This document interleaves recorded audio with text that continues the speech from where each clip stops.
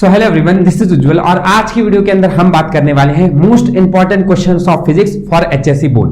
और बच्चों आज का हमारा टॉपिक है structure of atom and nuclei. बच्चों पिछले 8 साल के पेपर का एनालिसिस मैंने इसमें किया है और बार बार मैं देख रहा हूं कि एक ही तरह के थ्योरेटिकल क्वेश्चन जो हैं वो रिपीट हो रहे हैं। इन क्वेश्चंस को आप अच्छी तरह से प्रिपेयर कर लो। प्रोबेबल चांसेस है कि इस तरह का एक क्वेश्चन आपको एचएससी बोर्ड 2024 में मिल सकता है। ठीक है, तो स्टार्ट करते हैं बच्चों। और मैंने एक डिस्क्रिप्शन बॉक्स में लिंक देके रखा हुआ है टेलीग्राम ग्रुप का, उसको ज्वाइन कर लेना। उसके अंदर इंपॉर्टेंट अपडेट्स और नोट्स ये सब प्रोवाइड करते रहते हैं। स्टार्ट करते हैं बच्चों। और हमारा सबसे पहला थ्योरेटिकल क्वेश्चन जो है बच्चों वो आपको फरवरी 2023, फरवरी 2020 एंड अक्टूबर 2021 ऐसे आपको क्वेश्चंस 3 बार पूछा गया है एचएससी बोर्ड के अंदर। एंड दिस क्वेश्चन इज, आपको बताना है बोर्स के पोस्टुलेट। बोर्स पोस्टुलेट बच्चों, बोर्स के पोस्टुलेट जो है वो इस चैप्टर में बहुत आ गए हैं और देखो ये पिछले 3 साल में आ चुका हुआ क्वेश्चन है। जैसे आप फरवरी 2023 का पेपर देखोगे तो 3 मार्क्स के लिए आपको बोला गया था बोर्स का पोस्टुलेट पूरा का पूरा बताओ। फरवरी 2020 में सिर्फ 2 कोई भी पोस्टुलेट बताने को बोला गया था और 2 मार्क्स के लिए क्वेश्चन था। सेम तरह का क्वेश्चन 2021 में भी आपको पूछा गया था। तो बोर्स का पोस्टुलेट आपको अच्छी तरह से कर लेना है बच्चों। अगर ये सारे मैं अभी ये जो क्वेश्चंस बताऊंगा इस सबका सब क्वेश्चन मैंने एक 3 वीडियो बना के रखा हुआ है। इस पूरे चैप्टर को मैंने अपलोड करके रखा हुआ है, तो उस वीडियो को आप देख सकते हो। उसके अंदर मैंने सारा का सारा कंसेप्ट सिखा के रखा है। मेरे चैनल पे सर्च करो या मैं डिस्क्रिप्शन बॉक्स में इसका लिंक दे दूंगा। राइट, चलो अगला क्वेश्चन आप देखो बच्चों। तो बोर्स पोस्टुलेट के बाद आपको बोला गया था limitations of Bohr's postulate. Bohr's postulate के लिमिटेशंस आपको बताने थे। ये क्वेश्चन आप लोगों को 2022 में ओनली फॉर 2 मार्क्स आया हुआ था, 2 मार्क्स। ठीक है, और ये सारा का सारा पैटर्न आप अपने बोर्स पोस्टुलेट के अंदर डाल सकते हो क्योंकि ये सारा क्वेश्चन जो है वो बोर्स से रिलेटेड ही पूछा गया है। ठीक है, तो मतलब आप देखो 2023, 2022, 2020, 2021 पिछले 4 सालों के अंदर बोर्स पे ही सवाल आया है। एक सवाल ऐसा भी पूछा जाता है बच्चों जो आपको पूछा गया, मैंने यहां लिखा नहीं है, mathematical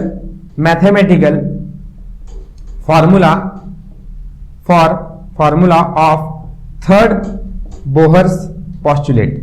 mathematical formula of third Bohr's postulate, ये आपको बताना था। बस 1 मार्क्स के लिए सवाल था। सिंपल सा क्वेश्चन है। इसका आंसर रहता है बच्चों, इसका आंसर अब मैं यहां लिख देता हूं, H nu is equal to higher orbit minus lower orbit. ये आपका मैथमेटिकल फॉर्मूला सिर्फ आपको बता देना था। तो एकदम इजी 1 मार्क्स का सवाल पूछा गया था। एंड ये भी क्वेश्चन 2022 फेब में 1 मार्क्स के लिए पूछा था। ठीक है, तो बोर्स पोस्टुलेट के सारे फॉर्मूले, ये सब चीजें, first postulate, second postulate and third postulate का फॉर्मूला और इसके एक्सप्रेशन, मतलब उसका जो डेफिनेशन है उसको अच्छी तरह से प्रिपेयर कर लो। यहां ये क्वेश्चन आने के चांसेस ज्यादा हैं। चलो आगे बढ़ते हैं बच्चों। हमारा नेक्स्ट है अगला जिसपे आपको सवाल पूछा गया, derive an expression for radius of Bohr orbit. Radius of Bohr orbit in hydrogen atom. ये सवाल आपको बच्चों फरवरी 2022 में फॉर 2 मार्क्स पूछा गया था, 2 मार्क्स के लिए 2022 में। तो इनको आप प्रिपेयर कर लो बच्चों। एकदम इजी सा सवाल है। इसको ऐसे भी पूछ सकते हैं बच्चों कि show that the radius of Bohr orbit is directly proportional to square of its principal quantum number. ठीक है, अब देखो इस बच्चों इसका डेरिवेशन कैसे रहता है। आप लोगों को फॉर्मूला आपका डायरेक्ट रहेगा epsilon not n square h square upon pi me square, pi me square. ये चीज आपको डिराइव करने को बोला रहता है। ये चीज आपको डिराइव करने को बोला रहता है। कभी कभी आपको बोलते हैं कि radius of Bohr orbit is directly proportional to principal quantum number का स्क्वायर। तो आप ये दोनों में से कोई भी बोल दिया जाए, इसी डेरिवेशन को करना था। 2 मार्क्स के लिए आपको सिंपल सवाल पूछा जाता है। इन सबको आप अच्छी तरह से मेरे यूट्यूब वीडियोस के अंदर देख सकते हो। मैंने ये सब डिराइव करके आपको दिया हुआ है। आप अच्छी तरह से इन क्वेश्चंस को प्रिपेयर करो क्योंकि ये इंपॉर्टेंट है क्वेश्चंस। राइट, आगे बढ़ते हैं बच्चों। यही सवाल आपको फिर से पूछा गया था। देखो फिर इसमें और इस एक्सप्रेशन में, जैसे रेडियस का एक्सप्रेशन बहुत इंपॉर्टेंट है।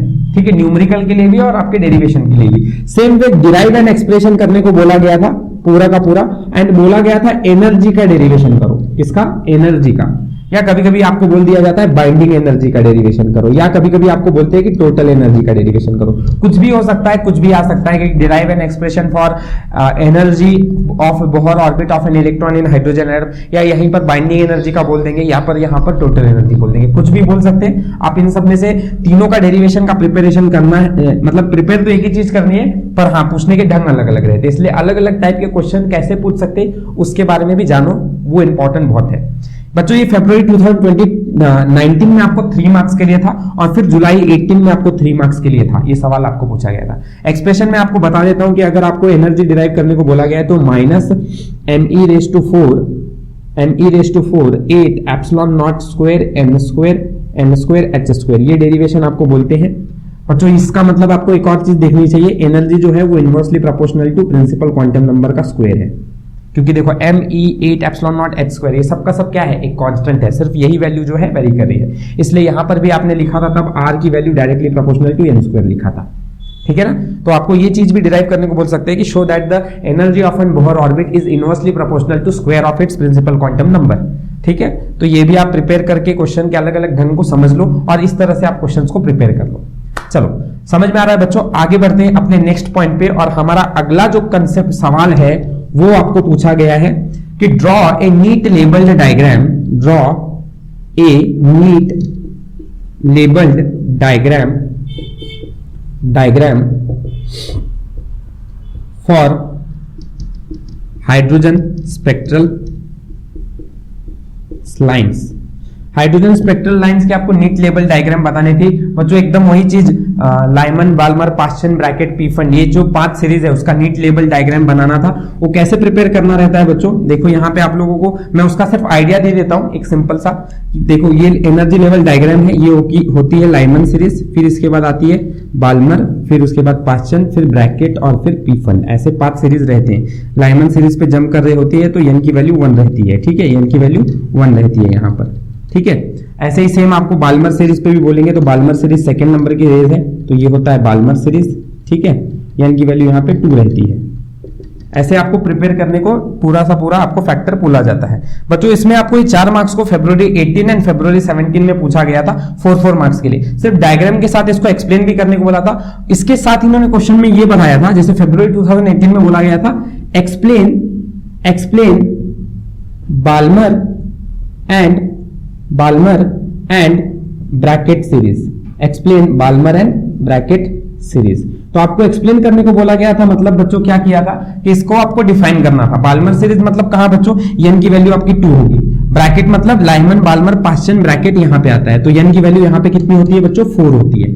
तो इस चीज के बारे में आपको डिफाइन करना था और एक्सप्लेन करना था कि जो यंथ बोहर ऑर्बिट है, जो बोहर ऑर्बिट है वो कहां से आएगा, इंफिनिटी से आएगा या उसके अपर ऑर्बिट से आएगा, लेकिन जंप किधर करेगा, 4th बोहर ऑर्बिट पे, तब वो ब्रैकेट हो जाएगा। और सेम वे आपका बाल्मर में एन की वैल्यू 2 हो जाएगी। फॉर्मूला बच्चों 1/λ is equal to R bracket 1/n square minus 1/m square होता है, राइट बच्चों। और यहां पे आप लोगों को बोला गया था कि एन की वैल्यू फिक्स हो जाती है। अगर आपको बोला है बाल्मर के लिए तो बाल्मर के लिए एन की वैल्यू कितनी होगी बच्चों, 2, एन की वैल्यू 2, तो यहाँ पे 2 पुट कर देना था बस, और बाकी ये फॉर्मूला लिख देना था, बात खत्म। इतना सा ही एक्सप्लेनेशन था और इसके साथ आपको इधर से 4 मार्क्स का क्वेश्चन आपको बोर्ड में पूछा गया था। सेम वे यहां पर उन्होंने बोला था कि एक्सप्लेन करो अगर एन की ऑर्बिट एन पे जंप कर रही है और 2 पे जंप कर रही है, मतलब एन की वैल्यू जब 3 है और एन की वैल्यू जब 2 है तब एक्सप्लेन करने को बोला था। मतलब बच्चों एन की वैल्यू 3 है तो लाइमन बाल्मर पास्चन के लिए एक्सप्लेन करना था, और एन की वैल्यू 2 है मतलब बाल्मर के लिए एक्सप्लेन करना था। तो इनके लिए एक्सप्लेनेशन ऐसे करके वो एक क्वेश्चन 1 मार्क्स ज्यादा बढ़ा देते हैं और आपको पूरा का पूरा 4 मार्क्स का क्वेश्चन आ जाता है, ठीक है।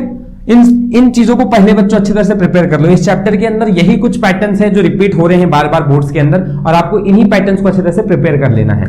एक और जो सवाल था बच्चों जो आपको पूछा तो गया है 19 के अंदर 16 के अंदर, दैट इज आपको मैं यहां लिख कर दे देता हूं, इनका आप स्क्रीनशॉट ले सकते हो बच्चों, ठीक है।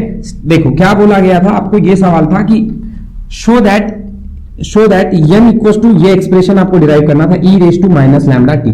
ये सवाल भी आपको पहले पूछा गया है, जैसे आपको ये सवाल 2019 के अंदर, 2016 के अंदर और इससे पहले भी ये सवाल मिल सकते हैं। बहुत पुराने सवाल हो चुके हैं बच्चों, लेकिन ये सवाल अब बहुत सालों से नहीं आ रहे हैं, तो इनका एक प्रिपरेशन कर लो। बहुत छोटा सा डेरिवेशन है, अगर आपको समझना है तो मैंने एक 3rd वीडियो जो बनाया था उस पर मैंने पूरा एक्सप्रेशन डिराइव करके रखा हुआ है, ठीक है। इसको एक अच्छी तरह से प्रिपेयर कर लो।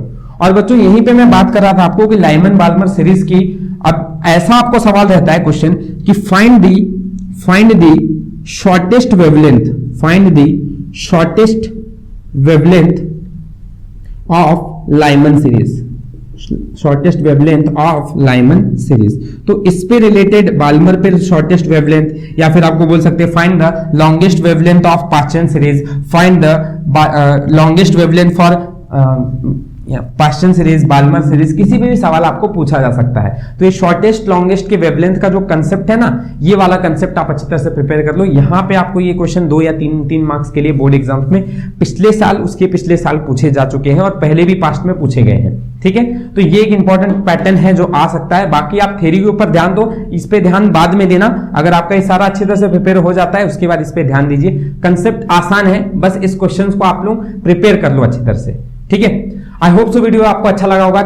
अच्छा लगा है तो लाइक, शेयर एंड सब्सक्राइब जरूर करना है। Thank you for watching. हम मिलते हैं अपने नेक्स्ट वीडियो के अंदर।